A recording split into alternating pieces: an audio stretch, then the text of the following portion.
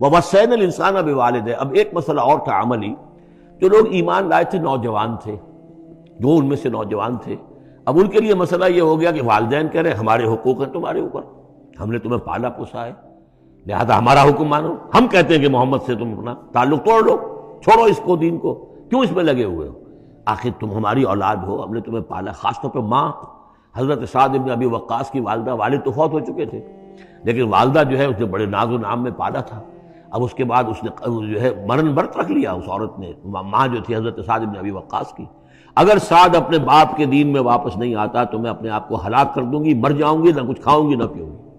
اب دیکھیے اس نوجوان، سلیم الفطرت نوجوان جو ایمان لایا ہے محمد صلی اللہ علیہ وسلم، بہرحال وہ ایک شریف انسان ہے، نوجوان ہے، ماں کی یہ حالت دیکھ رہا ہے تو کتنے بڑے امتحان سے دوچار ہو گیا۔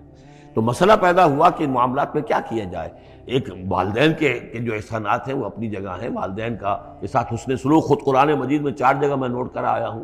اللہ کے حق کے فوراً بعد والدین کا حق ہے۔ تو اب عملی سوال یہ ہے کہ جہاں یہ دونوں حق ٹکرا جائیں، والدین جو ہے شرک کا حکم دے رہے ہو، والدین دین کے خلاف حکم دے رہے ہو، تو کیا کریں؟ فرمایا وَوَصَّيْنَا الْإِنسَانَ بِوَالِدَيْهِ، ہم نے وصیت کی ہے انسان کو اس کے والدین کے بارے میں، حسن سلوک کی وصیت ہم نے کی ہے، بار بار کی ہے۔ وَإِن جَاهَدَاكَ لِتُشْرِكَ بِمَا لَيْسَ لَكَ بِهِ عِلْمٌ، لیکن اگر وہ تم پر دباؤ ڈالیں، تم سے جہاد کریں۔ اب دیکھیے جہاد کا لفظ یہاں مشرک والدین کے لیے آ رہا ہے، جہاد جد و جہد کرنا، کوشش کرنا، دباؤ ڈالنا۔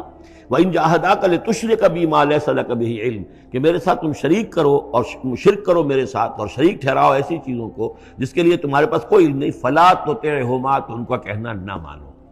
گویا کہ یہاں وہ اپنی لمٹ سے ایکسیڈ کر رہے ہیں۔ اب والدین کے حقوق ہیں لیکن اللہ کے حقوق کے بعد، اللہ کے حقوق سے پہلے نہیں، اللہ کا حق فائت ہے، لہذا اس معاملے میں اللہ کا دین ہے، اللہ کا حکم وہ مقدم رہے گا، والدین کا حکم دوسرے نمبر پر ہوگا۔ ہاں یہ ہے کہ ایک بندہ جو ہے، ایک نوجوان، وہ یہ ضرور کرے کہ ڈانٹ کر نہ بات کرے، ڈپٹ کر بات نہ کرے، سینہ تان کر نہ کرے، اس طرح کرے جیسے کہ حضرت ابراہیم یا ابت یا ابت یا ابت، وہ ابا جان، امی جان، آپ دیکھیے میرے لیے مجبوری ہے، میں نہیں کر سکتا ہوں، آپ اس معاملے کے اندر مجھ پر جو ہے وہ دباؤ نہ ڈالیں، نرمی کے ساتھ ان میں جس طریقے سے بھی ہو، لیکن یہ ہے کہ ماننا نہیں ہے۔ یہ بات اور مزید کھل کر آئے گی سورہ لقمان میں۔ وَإِن جَاهَدَاكَ لِتُشْرِكَ بِمَا لَيْسَ لَكَ بِهِ عِلْمٌ فَلَا تُطِعْهُمَا، تو ان دونوں کا کہنا مت مان۔ إِلَيَّ مَرْجِعُكُمْ، میری ہی طرف تمہیں لوٹ کر آنا ہے، فَأُنَبِّئُكُم بِمَا كُنتُمْ تَعْمَلُونَ، اور پھر میں تمہیں بتا دوں گا، جتلا دوں گا جو کچھ کہ تم کرتے رہے تھے۔ اب یہاں بھی ایک مسئلہ پیدا ہوتا ہے کہ یہ لوگ اپنے گھر والوں سے کٹ رہے ہیں، والدین سے کٹ رہے ہیں، بھائی سے جدا ہو رہے ہیں۔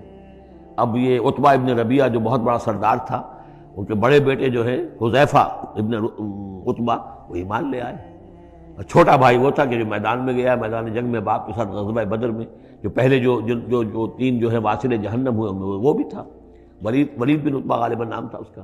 تو بھائی سے جدا ہو رہا ہے، رشتہ داروں سے اب کٹ گئے ہیں، والدین سے گھر نکال دیے گئے ہیں، تو اب ان میں جو ان کے دل زخمی ہیں، ان زخمی دلوں پہ مرہم کیا رکھا جا رہا ہے؟ وہ یہ ہے کہ تم صرف کٹے ہی نہیں ہو، جڑے بھی تو ہو۔ اب تم محمد سے جڑ گئے ہو، اب تم ابو بکر سے جڑ گئے ہو، اب تم یہ جو اہل ایمان کا طبقہ ہے، اب ایک نئی برادری وجود میں آ رہی ہے، یہ تمہارے اصل بھائی ہیں، یہ تمہارے جو دین کے اندر بھائی ہیں، جو نظریاتی بھائی ہیں، جو ہم مقصد بھائی ہیں، یہ ہے تمہارے اصل اب عزیز۔ تو اللہ تعالیٰ نے اگرچہ تمہیں کٹنے کا بھی حکم دے دیا ہے، لیکن یہ کہ اس نے تمہارے لیے ایک رفاقت فراہم کی ہے۔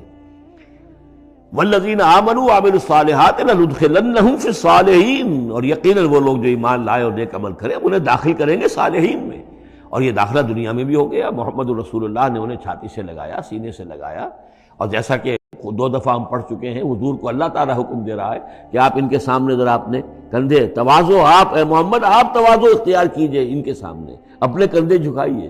وَاخْفِضْ جَنَاحَكَ لِلْمُؤْمِنِينَ، اور وَاخْفِضْ جناحک لمن اتبعک من المؤمنین، 2 دفعہ آ چکا، سورہ ہجر میں آ چکا، سورہ طہ میں آ چکا۔